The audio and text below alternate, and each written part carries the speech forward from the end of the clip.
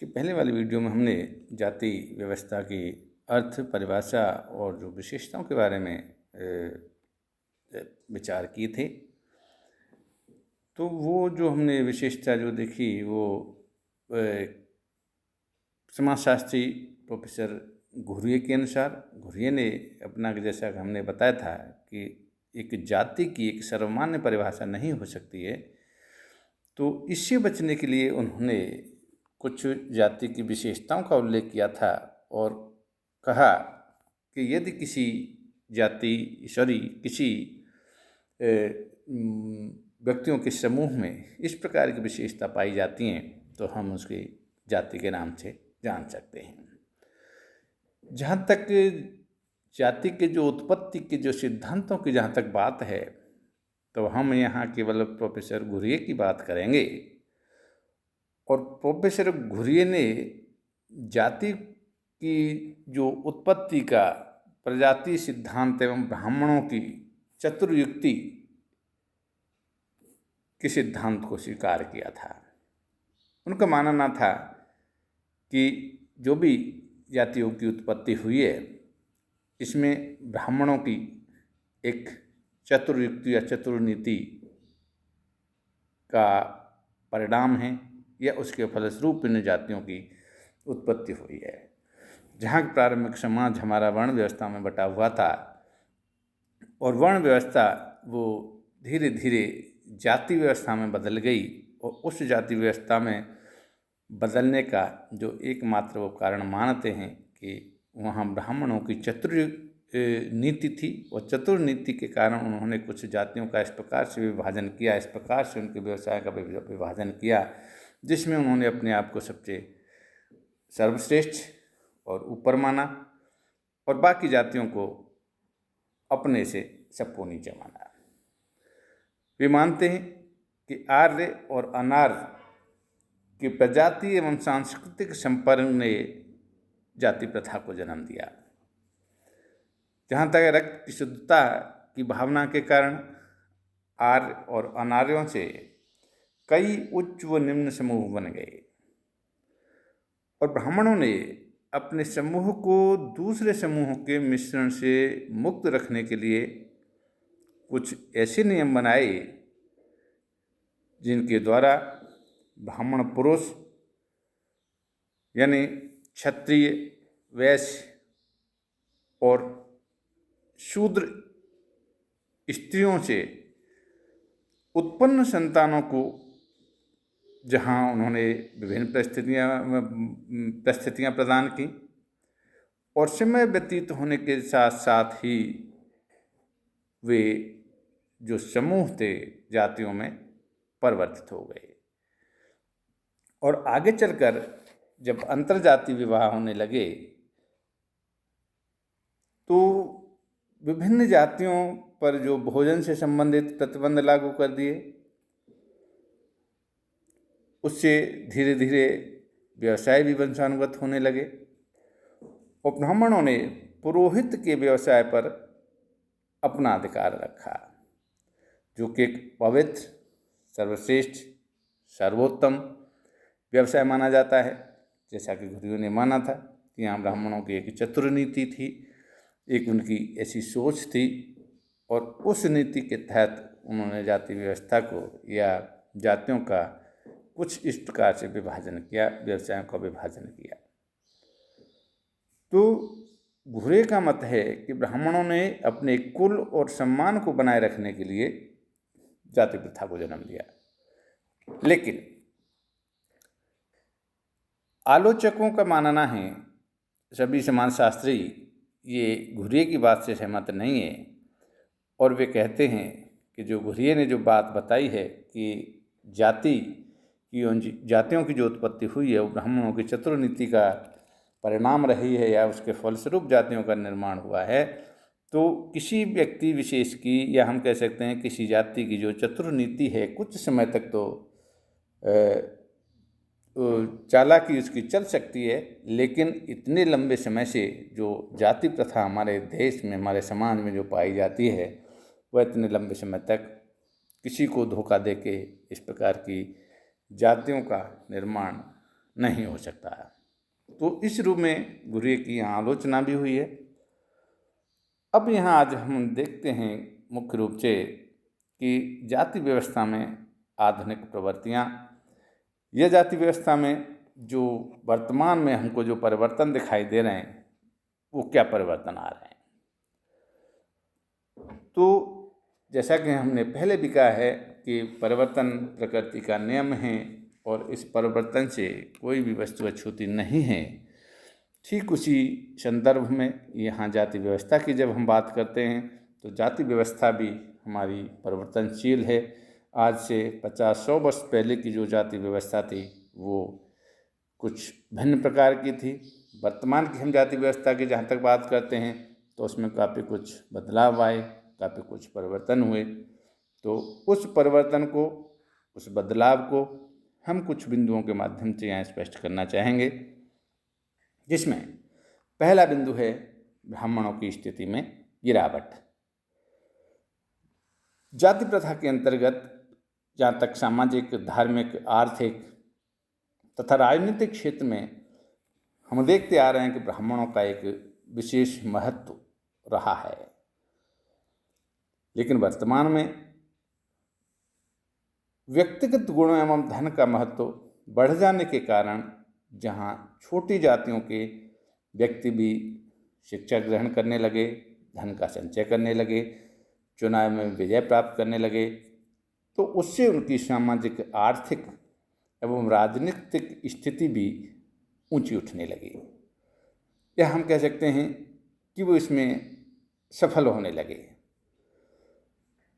तो कई बार तो ब्राह्मणों को निम्न जातियों के अधिकारियों के अधीन कार्य जैसा करना पड़ता है। ऐसी उदाहरण हमारे सामने आते हैं। विभिन्न हम सरकारी दफ्तरों में जब जाते हैं, देखते हैं, तो ऐसे उदाहरण हमारे सामने आते हैं जहाँ एक ब्राह्मण जो चपरासी का काम करता है, वहीं एक निम्न जाति का व्यक्ति जो है वो अधिकारी के रूप में वहाँ बैठा हुआ है।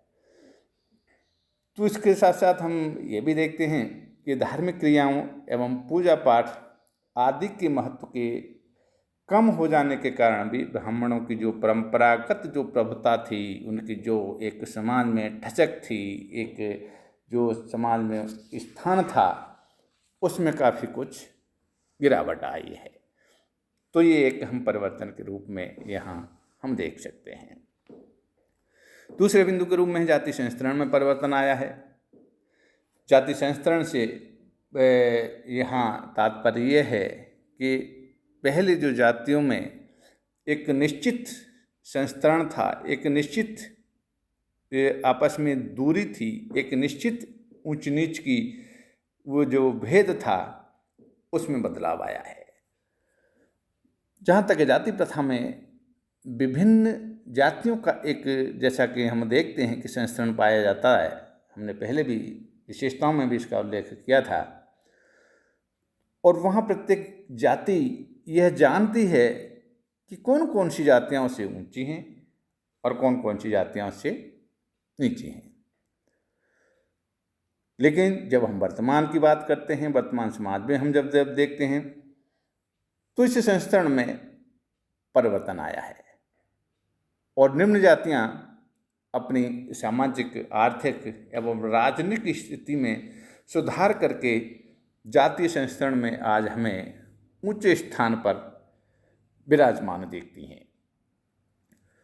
तो ये जो संस्तरण जो पहले था उसमें भी काफ़ी कुछ बदलाव आया है। नीची जातियाँ थीं वो ऊपर चले गईं, जिससे उनके समाज में एक कह सकते हैं कि स्तर में जो सुधार आया, ये हमको देखने को मिलता है। डॉक्टर श्रीनिवास ने इस प्रक्रिया के लिए एक जो शब्द का यूज किया था वो संस्कृतिकरण शब्द का जो उन्होंने प्रयोग किया। पहले जाति ही व्यक्ति का समाज में स्थान निर्धारित जहाँ तक करती थी, किंतु अब व्यक्ति के गुण, योग्यता, शिक्षा, संपत्ति एवं राजनीतिक शक्ति के आधार पर सामाजिक स्थिति निश्चित होने लगी है। बड़े बड़े नगरों में अपरिचितता का जहाँ तक हम देखते हैं कि लाभ उठाकर कई निम्न जातियों के व्यक्ति जो हैं अपने को उच्च जाति का घोषित करने लगे हैं या वे ऊंची जाति के बनने लगे हैं। ऐसे भी समाज में हमको उदाहरण देखने को मिलते हैं, क्योंकि वहाँ जहाँ अपरिचितता है, जहाँ उनकी कोई जान पहचान नहीं है, तो वे अपने आप को किसी भी जाति का सदस्य बताने लगते हैं। तो यहाँ एक हम देखते हैं कि जाति संस्करण में वर्तमान में काफ़ी कुछ बदलाव आया है। तीसरे बिंदु के रूप में पेशे के चुनाव में स्वतंत्रता। जैसा कि परंपरागत समाज में जब हम देखते थे तो वहाँ पेशे के चुनाव में स्वतंत्रता नहीं थी। जो व्यक्ति जिस जाति का है और उस जाति से संबंधित जो व्यवसाय निश्चित कर रखा है, वो उसके लिए वो कह सकते थे कि परतंत्र हुआ करता था, उसके लिए वो बाध्य होता था और उसी व्यवसाय में वह अपना जीवन यापन करता था। लेकिन आज हम देखते हैं आज कोई ऐसी स्थिति नहीं है। आज हर जाति का व्यक्ति और हर जाति के व्यवसाय को अपनाने लगा है। आज ऐसा कोई इसके ऊपर प्रतिबंध नहीं है कि वो किसी अन्य जाति के व्यवसाय को नहीं कर सकता। आज हम देखते हैं तो बाजार में जब निकलते हैं तो ब्राह्मण शू स्टोर भी हमको दिखाई देने लगते हैं। यानी जो एक चमड़े का जो काम था, जो निम्न जातियों के लिए जो काम परंपरागत समाज में हमको देखने को मिलता था, आज वर्तमान में उसको उच्च जातियों के लोग भी यानी काम कर रहे हैं। तो इस रूप में हम यहाँ देखते हैं कि जितने भी हमारे जो परंपरागत जातिगत जो व्यवसाय थे, आज उनमें हमें परिवर्तन देखने को मिलता है। बाज़ार में जब हम निकलते हैं तो कोई अग्रवाल पान भंडार है, तो वर्मा टेलरिंग हाउस है, तो इस प्रकार के नाम हमको देखने को मिल सकते हैं। इसके अतिरिक्त वर्तमान में और भी कई नए व्यवसाय जैसे डॉक्टरी, इंजीनियरिंग, वकालत एवं सरकार के विभिन्न विभागों में जो सेवा का कार्य व्यक्ति कर रहे हैं, वो सभी स्वतंत्र हैं, जिनमें सभी जातियों के व्यक्ति कोई सा भी कार्य कर सकते हैं। वहाँ उनके ऊपर कोई प्रतिबंध नहीं है। कृषि कार्य की जहाँ तक हम बात करें तो कृषि कार्यों में भी आज वर्तमान में अनेक जातियाँ लगी हुई हैं। तो इस प्रकार आज एक जाति अनेक व्यवसायों तथा एक व्यवसाय में अनेक जातियाँ लगी हुई हैं, ऐसा हमें देखने को मिलता है। लेकिन फिर भी कुछ व्यवसाय ऐसे हैं कि आज भी हम उनको जातिगत आधार पर स्थिर मानते हैं, जैसे ब्राह्मणों का और हरिजनों का जो व्यवसाय है। इन व्यवसायों को अन्य किसी ने आज भी जहाँ तक हमको जो उदाहरण समाज में देखने को नहीं मिलते हैं कि किसी अन्य जाति ने अपनाया हो।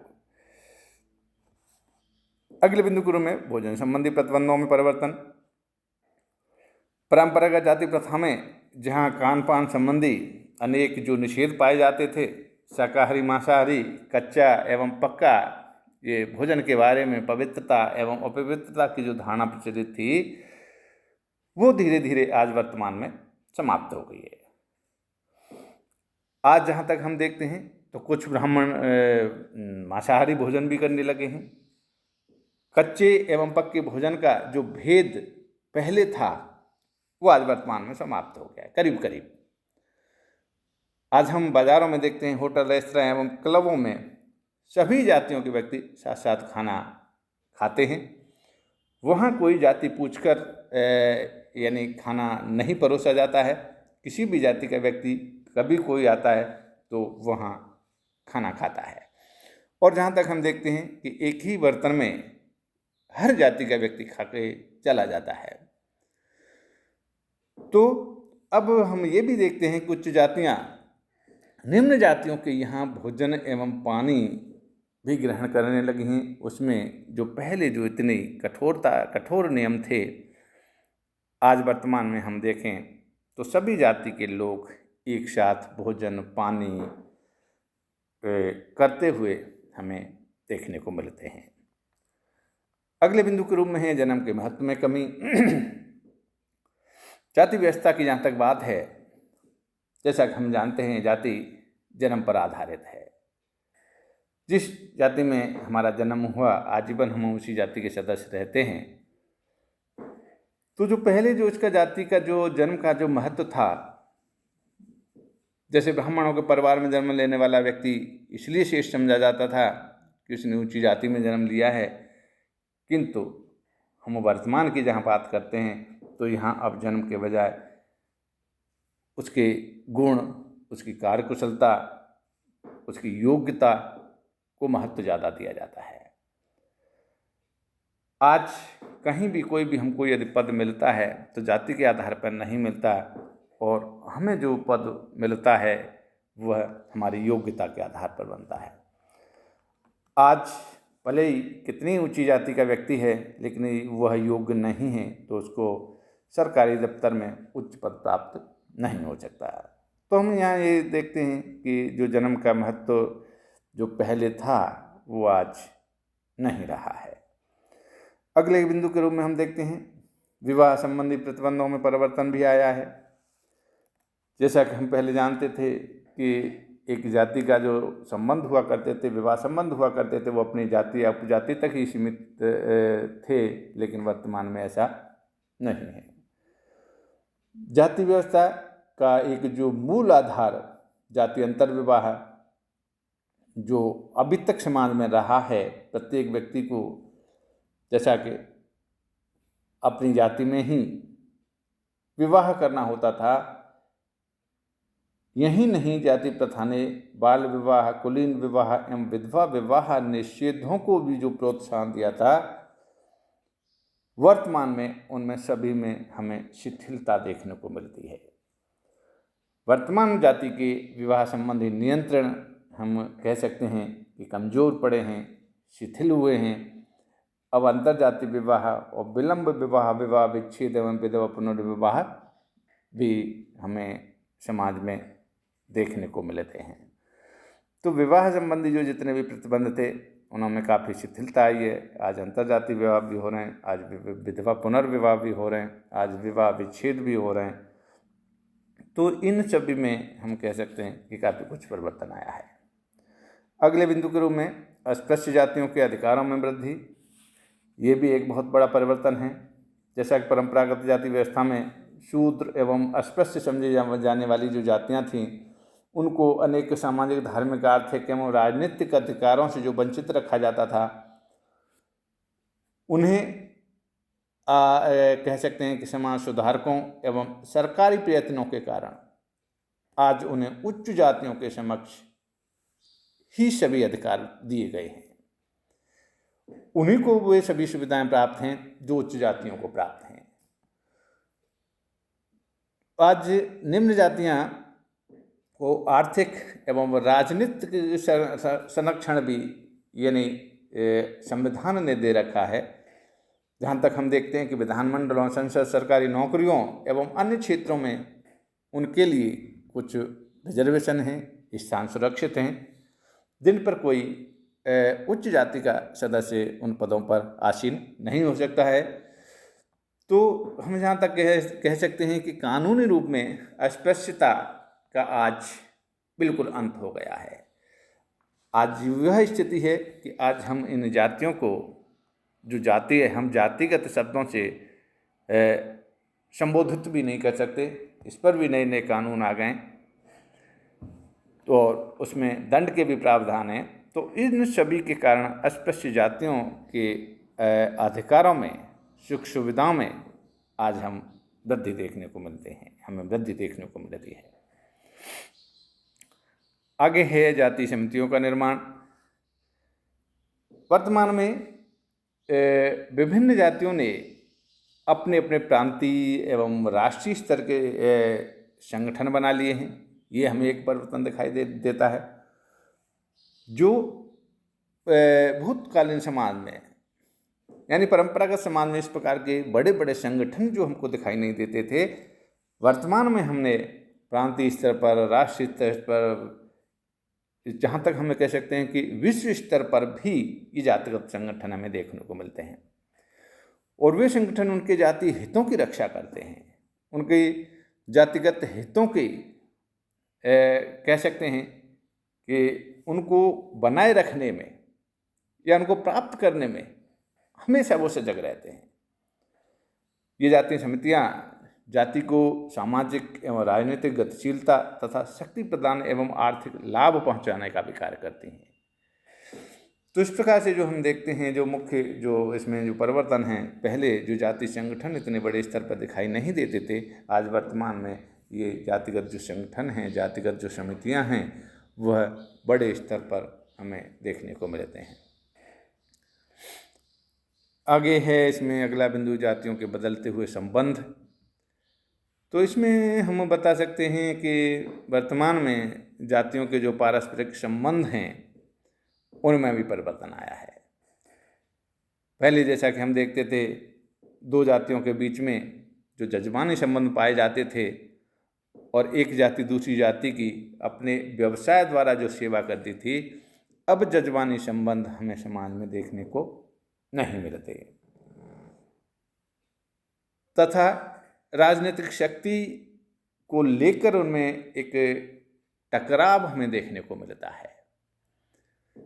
शक्ति के नवीन संबंध आज हमें पनपते दिख रहे हैं समाज में। सत्ता, अब हम कह सकते हैं कि उच्च जातियों का एक एकाधिकार नहीं रहा है, वो अब निम्न एवं बहुसंख्यक जातियों के हाथों में भी आने लगी है। तो ये सब जो हमको समाज में दिखने को मिल रहा है, उससे जातियों के आपस के संबंध हैं उनमें बदलाव आ रहा है, उनमें परिवर्तन आ रहा है। और अंत में हम कह सकते हैं कि जाति का वर्ग में परिवर्तन, हमें एक ये परिवर्तन भी देखने को मिलता है कि परंपरागत जातियां जो थीं वह अपने जातिगत सीमाओं में रहा करती थी, जातिगत उनके हित थे, लेकिन आज उसका विस्तार रूप हो रहा है और आज जो विभिन्न जातियां हैं वर्ग के रूप में परिवर्तित होने लगी हैं। जैसे आज हम वर्तमान में देखते हैं विभिन्न प्रकार के जो संगठन हैं, जैसे शिक्षक संगठन हैं, अपने श्रमिक संगठन हैं, इनमें सभी जाति के लोग एक साथ अपने हितों के लिए आंदोलन, हड़तालें करने लगे हैं। तो आज हम वहाँ देखते हैं कि वहाँ कोई जातिगत ये संगठन नहीं है, बल्कि ये व्यावसायिक संगठन है, पेशेगत संगठन है।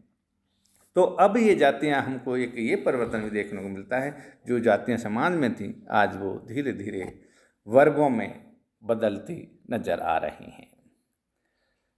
आज इस वीडियो में यहीं, धन्यवाद।